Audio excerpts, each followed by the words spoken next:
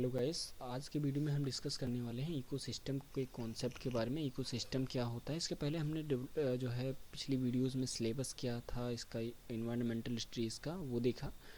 और इसके साथ साथ हमने ये देखा था कि इकोलॉजी क्या होती है ना। तो इकोलॉजी एंड सिलेबस अगर आपने नहीं देखा है तो एक बार जाइए वीडियो देख लीजिए, वो क्लियर हो जाएगा आपको।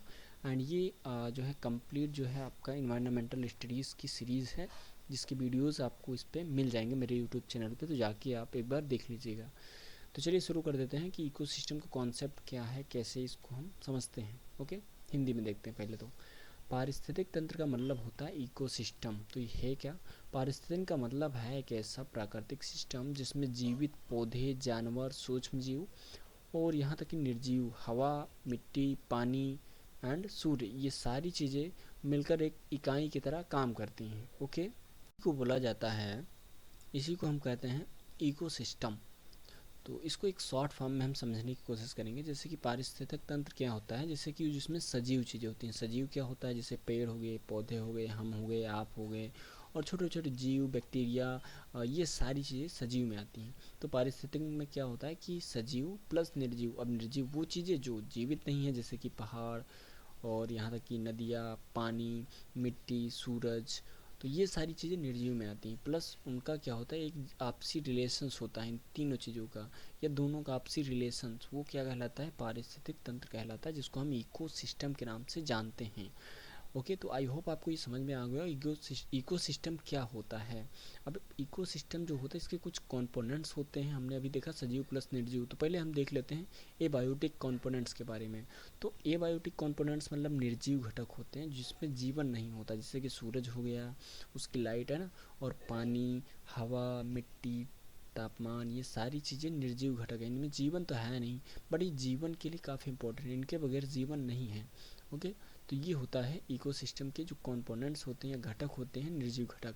चलिए इसको मैं इंग्लिश में समझा देता हूँ एक बार, ये समझ लीजिए आप लोग। What is ecosystem? Ecosystem is a natural system where living things, plants, animals, microbacteria etcetera, ये क्या करते हैं, इंटरेक्ट करते हैं विथ नॉन लिविंग थिंग्स, जैसे कि सॉइल, वाटर और यहाँ तक कि सनलाइट एट्सेट्रा। ओके, तो इन सारी चीज़ों के साथ ये क्या करते हैं, इंटरेक्ट करते हैं एज ए सिंगल यूनिट, एक सिंगल यूनिट की तरह जो है मिलके काम करते हैं। In a simple word, ecosystem means living things जो जीवित हैं, and non living things, plus इनके बीच में जो इंटरेक्शंस होता है between them. Okay, this is also known as the ecosystem. Components of ecosystem देख लेते हैं यहाँ पे। Ecosystem has two main components like biotic and abiotic. तो here is a abiotic components, that is means, which means non-living things, that is sunlight give energy. So the sun is very important, without sun we cannot get energy. uh, so the water means the need of survival. Okay, because water is life. So and next is air, oxygens and carbon dioxide. Oxygens is used for us, but the carbon dioxide is useful for plants and growth for nature. And soil means minerals, nutrients, like everything that is present in soil, zinc, phosphorus, potash, etc. And temperatures means climate conditions, that is very important parts of abiotic components, and it is the parts of ecosystem. And ecosystem has two main parts, number one is abiotic and number two is biotic components. So we discuss about non living things, that is also known as the abiotic components. तो चलिए देख लेते हैं अब हम हिंदी में जो हमारे जो कंपोनेंट्स होते हैं, जिसमें से हमने एबायोटिक के बारे में देखा, बायोटिक कंपोनेंट्स क्या होते हैं, या निर्जीव घटक हमने देख लिए हैं, अब सजीव घटक के बारे में देखेंगे। ओके, तो चलिए देख लेते हैं। हिंदी में बात करें बायोटिक कंपोनेंट्स की, तो इसको हम सजीव घटक के नाम से देते हैं। सा मतलब जिसमें जीवन है। ओके, सजीव।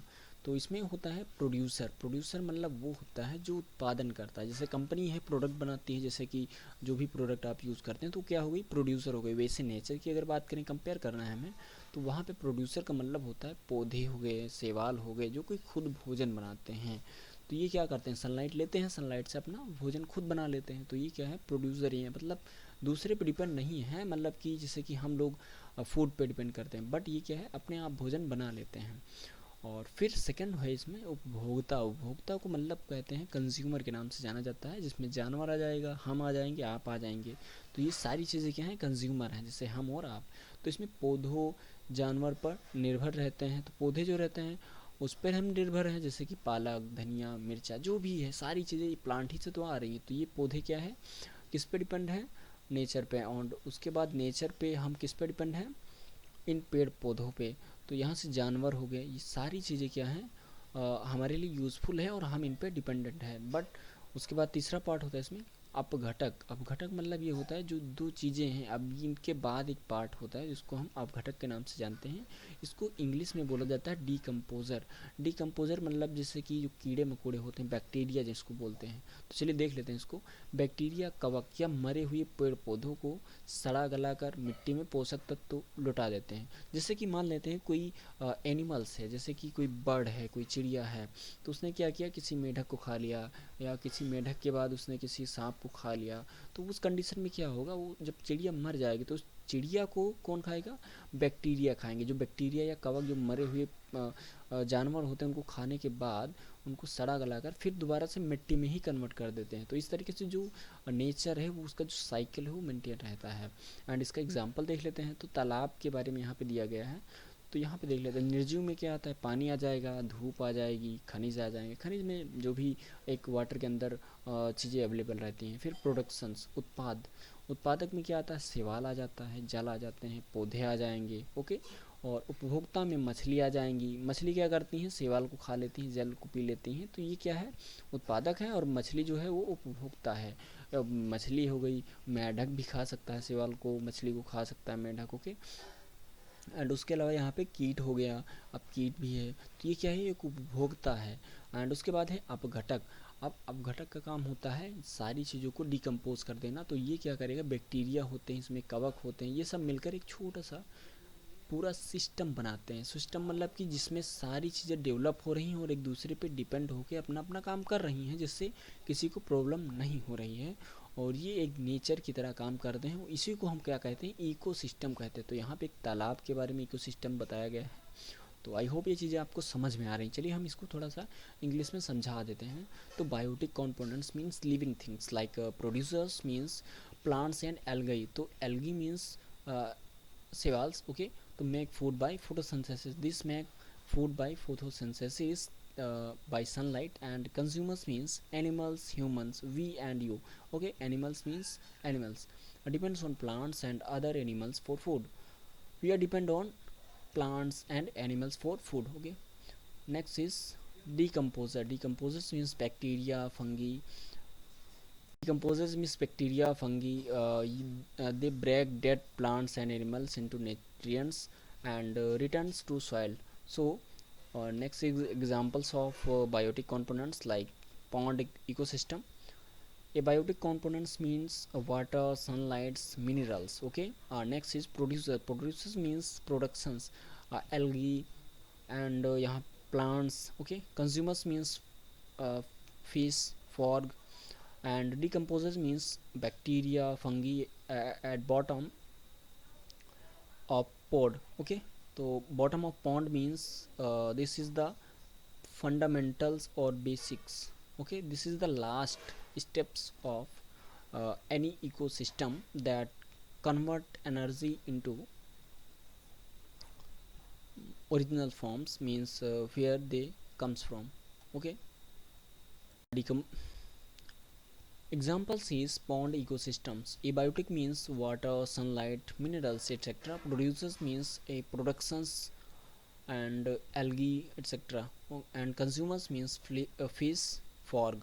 And decomposer means bacteria, fungi at bottom of pond. All these interact to form a complete small ecosystem. Okay, so I hope आपको समझ में आ चुका होगा कि इंग्लिश में बायोटिक कंपोनेंट्स क्या होते हैं, और अगर हिंदी में बात करें सजीव घटक की, तो सजीव घटक क्या होते हैं। तो हमने इसका उदाहरण देखा, एग्जाम्पल के साथ सारी चीज़ें समझी। एंड चलिए, आपको अगर ये वीडियो समझ में आया तो वीडियो को लाइक कर दीजिएगा, और अगर चैनल पे नए हैं तो चैनल को ज़रूर सब्सक्राइब कर लीजिएगा। और हाँ, और इस वीडियो को ज़्यादा से ज़्यादा लोगों के साथ शेयर करिए, क्योंकि बहुत ही इंपॉर्टेंट सब्जेक्ट है आपका इन्वायरमेंटल स्टडीज़। ओके, और हम मिलते हैं अभी नेक्स्ट टॉपिक में इसी में। तो चलिए देख लेते हैं उसको भी, जो कि हमारा है इसके जो हमने देखा अभी कि निर्जीव और उत्पादक, उपभोक्ता, अपघटक, ये सारी चीज़ें जो हैं पारिस्थितिक तंत्र के एक कंपोनेंट्स होते हैं। अभी हम देखेंगे इसमें नेक्स्ट पार्ट इसका, तो चलिए देख लेते हैं। तो दोस्तों ये जो मेन इसमें पार्ट होता है इसका, इसमें है पारिस्थितिक के प्रकार। तो पारिस्थितिकी तंत्र के जो प्रकार हैं या टाइप ऑफ इकोसिस्टम है वो क्या होता है, ओके। तो पारिस्थितिकी तंत्र दो टाइप का होता है बेसिकली, ओके। पहला एक जो नेचर तरीके से बनाया जाता है, दूसरा एक कृत्रिम तरीके से बनाया जाता है, मीन्स आर्टिफिशियल तरीके से। तो प्राकृतिक पारिस्थितिक तंत्र का मतलब होता है जंगल, घास, घास का मैदान, मरुस्थल, तालाब और समंदर, ये सारी चीज़ें क्या हैं, प्राकृतिक पारिस्थितिक तंत्र के एक एग्जाम्पल हैं, ओके। तो इसमें होता है हमारा पारिस्थितिक तंत्र, जिसको हम बोलते हैं नेचुरल। एंड दूसरा होता है कृत्रिम पारिस्थितिक तंत्र। अब कृत्रिम तरीके से जो बनाया गया पारिस्थितिक तंत्र होता है वो क्या होता है, जिससे बगीचा हम लोग बना सकते हैं एंड एक्वेरियम बना सकते हैं, खेत बना सकते हैं। तो ये क्या है, हमारा एक कृत्रिम पारिस्थितिक तंत्र होता है। बगीचे में फूल होते हैं, पौधे होते हैं, पेड़ होते हैं और जानवर होते हैं।